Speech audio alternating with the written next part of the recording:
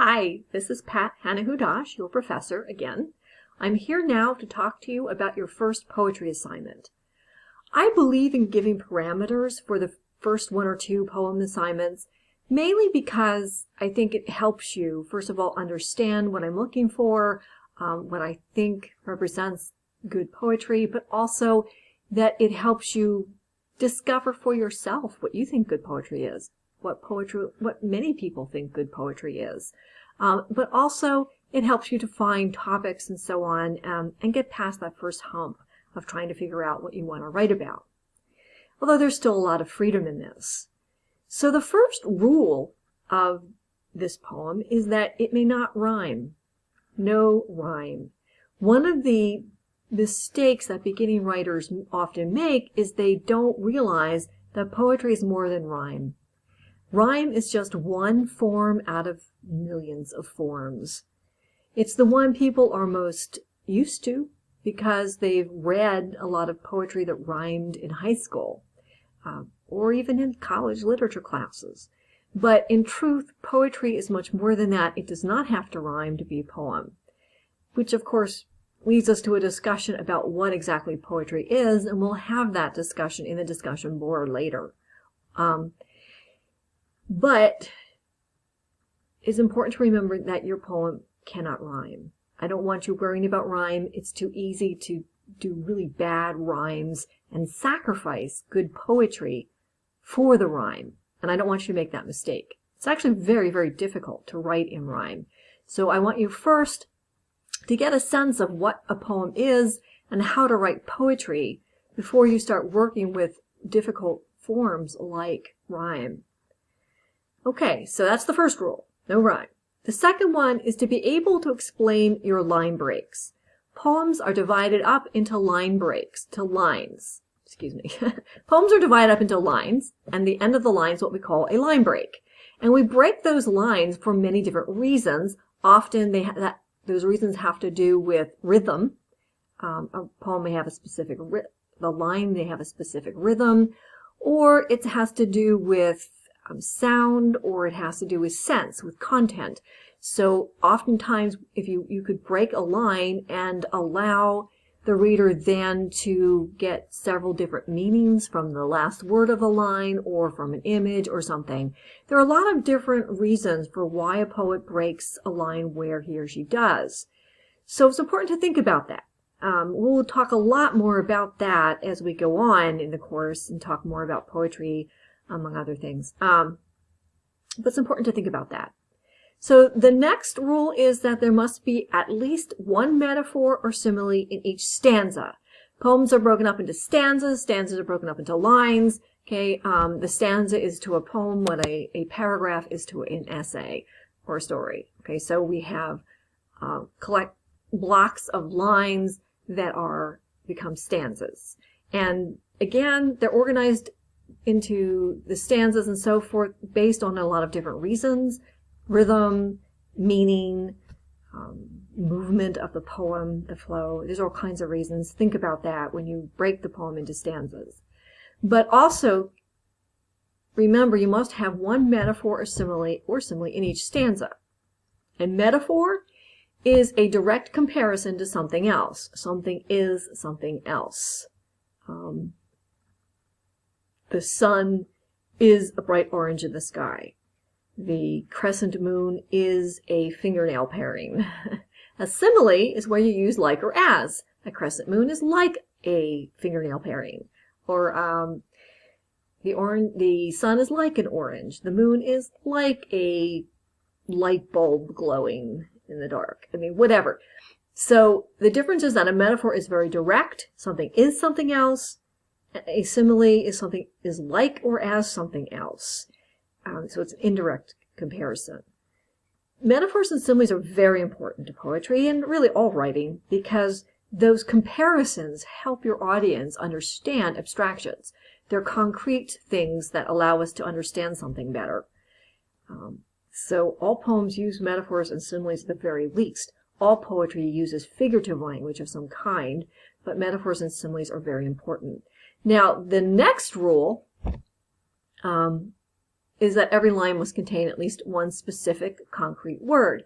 A concrete word is something solid versus an abstraction. So an abstract word is something that can have many meanings depending on the audience, like the word love or beauty, for example. We all have a different vision of what beauty is. Mine happens to be George Clooney. Yours could be anything, right? So that's an abstraction, and abstractions are very difficult to use to communicate anything because they have so many different meanings to everybody else. They're vague. But a concrete word is something much more solid, which has really specific meanings, like the word chair. Now, there are also varieties of variations or gradations of concreteness and abstractionness. That isn't really a word, but you get what I'm trying to say. So the word chair, for example, is a fairly concrete word, but to say the leather recliner is more concrete than just the word chair. Or the blue suede sofa, okay, that's more concrete. So the more concrete something is, the clearer it is, and the more we can picture it in our minds. And that's very important in all writing, but especially in creative writing and poetry. So the next rule is that there must also be at least one clear image in the poem. Imagery is a form of figurative language, and it's very important. It's vital to poems. If a poem has no images at all in it, then it's probably going to be boring and uninteresting. So your job as the poet or short story writer or essay writer or whatever genre you're writing in, your job is to make it both interesting as well as to communicate best what you're trying to communicate. So the poem must have images. The images need to be concrete images. So, for example, maybe you're describing a flower. It should be clear in the way you describe it. You could describe what it looks like, but imagery is not just about what something looks like. It can be what it smells like, tastes like, sounds like, feels like, tactilely. It's about all these senses. Okay, so imagery is about sensory detail. And that sensory detail can be extremely important in a poem. So it's important that you have at least one metaphor or simile and at least one clear image in the poem, and that you use at least one specific concrete word. Actually, most of your poems should be written with concrete, specific words. Beware of abstractions. The poem itself can be about an abstract thing. They almost always are. But the way you render that abstraction is through concrete language. That's how we ground a poem. We ground it in concrete language and imagery. And that allows the audience to finally grasp what that abstraction is that you're trying to communicate. Okay. You also may not use cliches. No cliches. A cliche is something that has been overused.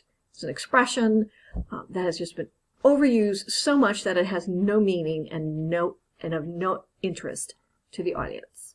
You know, cliches are things like cold as ice. It was so quiet you could hear a pin drop, etc., etc. Those things are cliches. Don't use them. They're probably the one most definitive rule that I will give you is to not use cliches. It's the only time I'll say something is bad. Cliches are bad. They're the only bad thing, really, that you can use in writing. Cliches are bad because they're boring and they have no actual value in terms of meaning because nobody thinks about their meaning. They've been overused. Your job is to be imaginative in the way that you say something. And that's why no cliches. Instead, try to use imaginative, original language. Okay. The last rule is to avoid sentimentality. Try to keep your poem true to its subject and the real emotions beneath it, which is not easy, actually. Sentimentality is what we call false emotions, kind of thing you see on Hallmark cards. You know, another way to think of this is where you're telling someone how they should feel rather than making them feel something. It's like saying, oh, this was a terrible rainy day. I'm so sad. Who cares? Make us feel that by describing what made you sad, and so forth. That's how you avoid sentimentality. Okay? All right. We'll go more into all of those things as the course goes on. We'll talk about those terms because they're all very, very important. And not just in poetry, but in any other kind of writing too, whether you're writing stories, essays, novels, whatever. Okay, so I gave you a list of possible topics. There are a wide range of things. Your first one is to base the poem on one of the exercises in your Writing Down the Bones textbook, the Natalie Goldberg one. Okay, there are all kinds of exercises in there that she gives you. So you can base your poem on one of those. You can make up a list of nouns, choose your favorites, and start several lines with that noun. See where they take you. Make them concrete, though. Think of a place you love, describe it, then use part of that description as an image to begin the poem. Write a poem about what that place means to you. Think about a place you hate and do the same as above. Think about a person you love or hate. Write about what you love about that person. Make a list of metaphors or similes for that person and for how you feel about that person. Start your poem with one of those similes or metaphors and see where that takes you. Just be careful to avoid cliches. Okay, this isn't a Valentine's Day card. Okay? Describe an image from one of your dreams and explore what that means to you.